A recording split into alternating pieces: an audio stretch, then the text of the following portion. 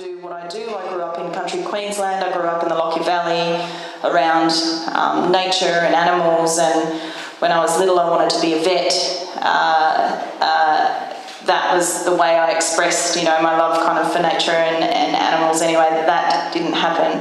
But it's what I do. And for me, climate change is the big one, and unless we can ensure that we transition away from coal, and unless we ensure that we fast track to a clean energy future, and unless we're part of and see that the party that is standing up to the big miners, literally, becomes more and more successful and gets more people elected, I can't see any other way we're going to do it, really. I mean, that's the thing for us. We are the only party that is talking about the need to transition away completely from coal and fossil fuels. We're the only one that's talking about it.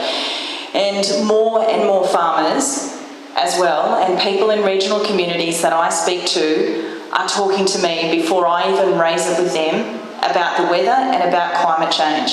And they're talking about climate change. We know that across the world, we know that we've seen 0.8 degrees of warming since the Industrial Revolution, just 0.8 degrees. But in the last summer, we had 123 weather-related records broken in the 90 days of summer. And that's with 0.8 degrees. And apparently we're kind of okay to warm to 2 degrees. That's what the world has agreed to. But in the leaked draft report from the IPCC, which is out in September, and it's probably going to be out like a couple of weeks after the election, so we could have, as the polls are looking now, we could have Tony Abbott as Prime Minister. That IPCC report is now saying that that an 80 centimetre sea level rise, their language is unequivocal. That's their language, unequivocal. This is the latest report. So I'm sure we all feel this way. I know so many of the members and supporters in the party are doing one of the key driving issues for them is climate change. So we have to continue to be able to stand up to the big miners, which is what we're doing. We have to continue to be able to say that we need to transition away from coal. Today in Canberra, Christine announced a Clean Air Act as an initiative, which is fantastic. She also talked about, obviously, no new coal, as well as an absolute no to coal seam gas.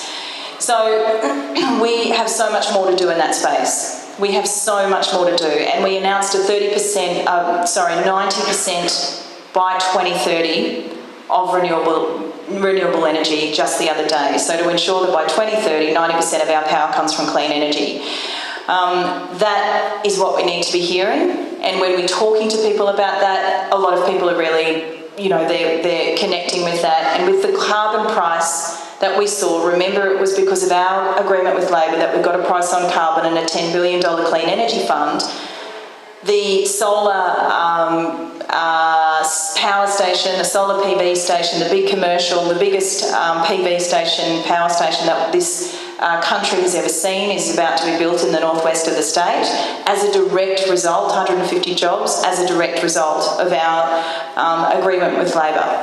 But there is so much more. We know there is so much more we have to do on that issue, and I think ensuring that we have more Greens in the Senate to be able to continue to fight for more action on climate change is absolutely essential. We know that Tony Abbott is going to reverse or cut the mining tax, abolish the carbon price and other things, so many other things.